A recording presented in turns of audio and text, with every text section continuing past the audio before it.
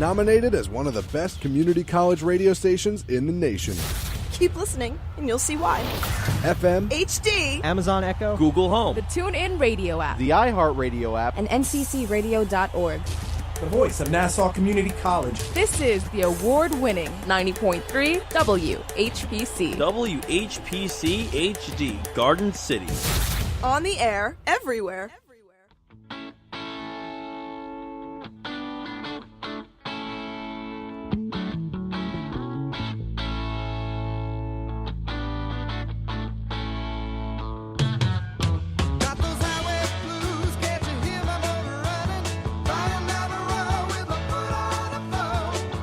Welcome to another edition of From the Press Box, part of the WHPC Sports Talk family. I am Rob Leonard, and joining me as he does every week is my brother Tim. Hello, Timothy. How are you? How you doing? How are you doing? I'm outstanding. I know you are. It's a wonderful thing. Anyway, we're here every Monday, 9 a.m. to 10 a.m. talking sports. The show turns into a podcast later on Spreaker.com, also on iTunes, and we're also on Facebook right now. If you want to go to Facebook Live, go to my name, Rob Leonard, and you will find out what we look like as we do the show. Not a bad thing, not a bad thing. Anyway, there's a lot. See my brother's his good haircut that's still hanging in there. It's still hanging in there, though. Today I didn't comb my hair, so it's just all over the place. You know. Anyway, I don't know where to start, brother. I know you're happy about Tottenham, but we never start the show with soccer. Well, I mean, the Premier League started this weekend. Right. There's no pressing need to start with that, but I mean, it's good. It's good that people know that the Premier League started back this weekend. I actually want to start with what could be good news for the Mets. If not good news, at least it's a good story, and that's the fact it's a feel good. Yes, a feel good story. One of the few feel good moments for the Mets this year. Yes, and that is that David Wright actually played yesterday. Remember him, Met Sunday. fans? David Wright. Of course, not captain. for the Mets. He played for the Port St. Lucie team in the Florida. He played for the St. Lucie Mets. Isn't it not Port St. Lucie? No, they call him St. Lucie. Oh, okay. In the league. Florida State League. Yes. Now, here's the weird thing, just to get started, and it's so Met-like. They played Clearwater yesterday on the road. Right. For David Wright to play in that game, he has to drive all the way across the state. Why not have him start a game when they're at home? Well, wasn't he on their bus or something? I don't know. Did he ride the bus with them? Either way, if he was on the bus, he had to drive all the way across the state. It's a long drive for a guy who has back issues, neck issues. I mean, granted, if he's gonna come back permanently and be a member of the Mets, an active member of the Mets again, he's going to need to travel. But I mean, let's face it, it's an odd move for his first game back. I'm also a little shocked, and I figured the reason he's not playing with the Cyclones, which is also a single A team, lower level though. Lower level. Yes. You think you would maybe start it there, but then again, maybe you don't want the pressure of being in New York because let's be honest, if David Wright plays for the Cyclones, that game's a sellout. Well, yeah, but the other, I was at a sellout for the Cyclones last week, as a matter of fact. So they do still sell out. Not as much. 7,700. Not as much as they did the first 5 seasons. At Seinfeld Day. I know. We were talking about... my man Buscema went. He was going out of his mind. Well, and he keeps giving me grief because I haven't seen all of the Seinfeld episodes, even though Seinfeld is from our hometown. But... what can I say? When Seinfeld was on, I was a sports writer. Right. Sports writers work at night. I know. Seinfeld was on at night. I know. See where the conflict is but there? Then again, it's on early. You don't wake up until noon, but it's on TBS like at 10 in the morning. Now, well, it's on reruns all the time now. Right, so right. Sometimes I see it when. Right. I mean, I'm not somebody who if I'm flipping through the channels and I'm 10 or 15 minutes into a show and it's Seinfeld, I'm not going to start watching it because either A, I've seen the episode already and I'm not really looking to watch it again, or B, I haven't seen it, and if you miss the first 10 or 15 minutes from Seinfeld, you miss a lot of the references in the show. Right. I mean, that show, they built that show. It was the first couple of minutes were key to watching the rest of the episode. It does set up the thing. Right. Now, we should say David Wright went 0 for 3, 2 strikeouts in 5 innings. St. Lucie lost to Clearwater 4-1. I didn't realize David Wright was 35. Yeah. You keep forgetting. He's getting up there. because he hasn't played in so long. He is older.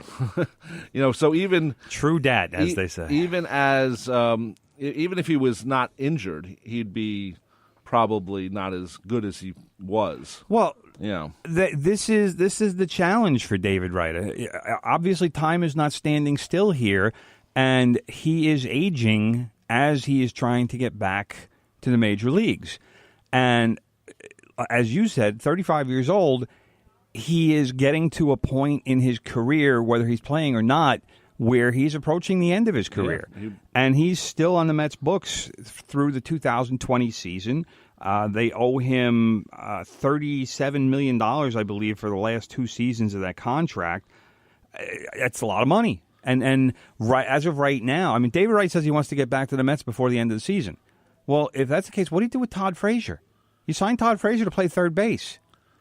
I mean, the advantage in a weird way that the Mets have for this season is such a waste at this point. Right. It's over. That if the Mets wanted to sit down Todd Frazier for a month and say, look, Todd, we got to see what we have in David Wright. What I think you find out is you play David Wright 5 innings and then you put Todd Frazier in the last 4. I mean, that's kind of pointless. Well, I think it's either to see where he's going as a player. Either let David Wright play 4 or 5 games a week and let Todd Frazier fill in, or just sit Todd Frazier, one or the other. Yeah, I mean, that should be because. But I don't think like Todd Mookie Frazier Wilson would care. and Lenny Dykstra. It's. But I don't think Todd Frazier would care because A, he's still getting paid, and B, like I said, the Mets have to find out what David Wright is capable of, and the only way they're going to be able to do that is to play him. Yeah, well. So Todd Frazier, he's been around the block. He certainly is aware of the what Major League Baseball is all about, and there certainly would be a market for him if the Mets decided, hey, all right, you know what, we're gonna trade Todd Frazier and see what we can get for him, but we're gonna go forward with David Wright. Now that's a dangerous way for the Mets to go, given Wright's history, if that was to come to pass. And that being said, I don't think it's going to come to pass. I seriously don't think that David Wright is ever going to be a productive member of the New York Mets ever again. There's just too much as far as the injuries go. It seems like he's gotten to the point where he's played or he's been ready, it seems, to play, or has been close health-wise to be able to go, and then he has a setback. Right, but then again, he rarely got to the point where he actually played a game. So, it's the first game since May of 2016. So, but that's the problem. Well, he hasn't played for the Mets since May of 2016. Oh, I'm sorry. He's played 75 regular season games since 2015. I mean, we're talking 2.5 years. Right.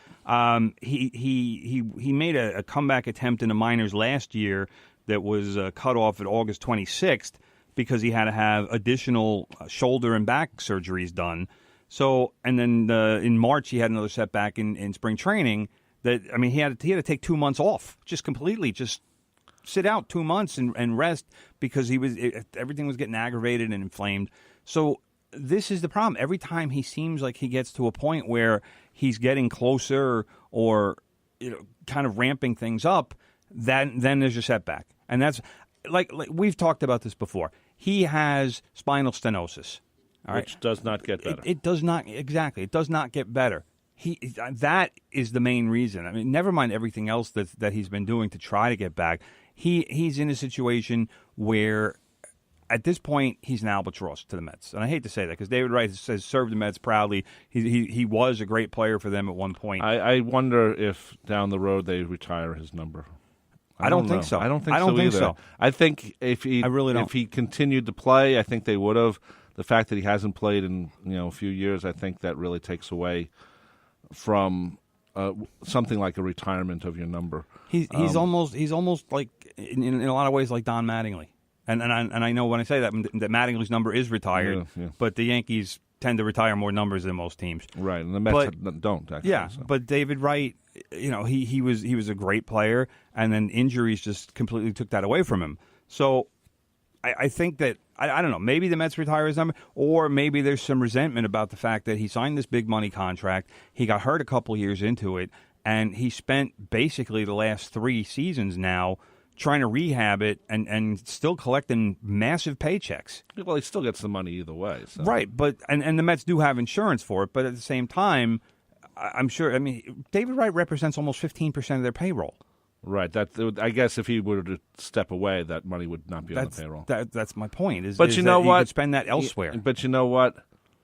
A guy like David Wright, who's done so much for the Mets over the years, is just as a class player, which you don't get too many of those in Major League Baseball. I think you know what? I understand what people might be angry. Oh, he should have retired. But you know what? I'd give him the chance and let him pick it, because you know what? If the Wilpons came in and said, "Well, you're out of here," they can't. They can't without paying him. Right. So right. If So, they said that, he'll say, "Fine, thank you, give me a check, and I'll leave." Right. But the Wilpons look bad enough as it is, and this is a popular player, even if he hasn't played in a few years. You know, So, I can't speak for Met fans, and I would love to hear from some Met fans. If we can get 516-572-7440. But what would your reaction be if the Mets decided, "Hey, all right, David Wright, we owe you some money. Let's negotiate a buyout, and we don't want to pay you $37 million. We'll pay you like $30 million, and let's just forget it." I would do the great Bobby Bonilla deal.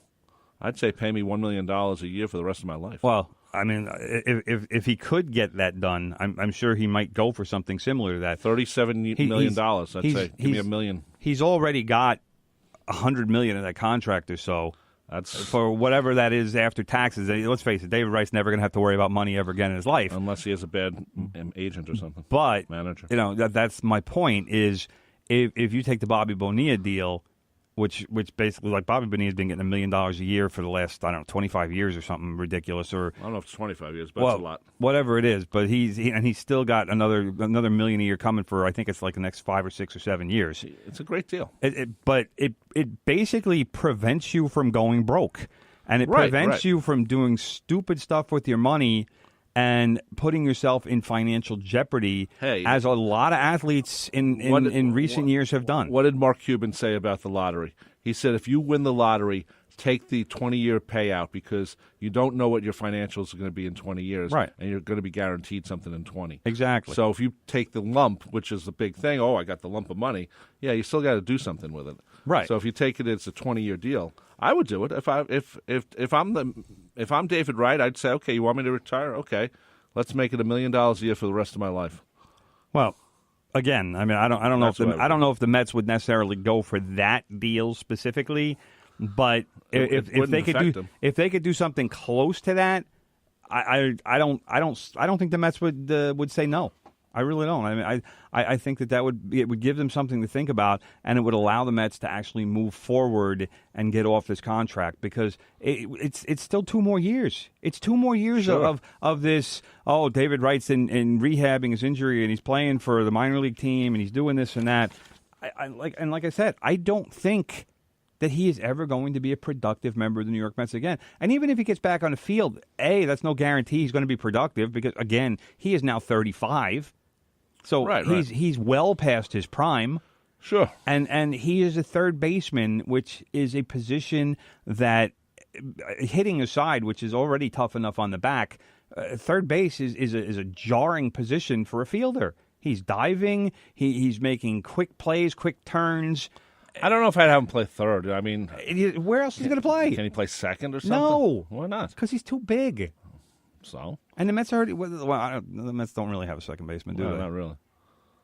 So, I have no problem, I mean, I know he can't play short. He can't play second. You can't ask a 35-year-old who's never played second base to all of a sudden say, all right, we're going to put you at second base. You can't put him at first, I guess. First would be the easiest position, but the Mets that's the one position where the Mets actually have people. Right, I know. I mean, they're talking about putting Cespedes there when he comes back. They had this kid, Peter Alonso, in the minor leagues, who's one of the few decent prospects that they have. You can't put David Wright at first base and block all that from happening. It's too bad you just throw him in the outfield. Remember the when we played softball, the kid who couldn't hit or catch would be like, right field or something. Yeah, and that's softball. You put him in right field or second base. But, that's... Again, you can't ask a 35-year-old to do something like that at this point in his career, and especially one who's been hurt for such an extended period like David Wright. Brother, we have Mike from Massapequa on the phone. Hello, Mike from Massapequa.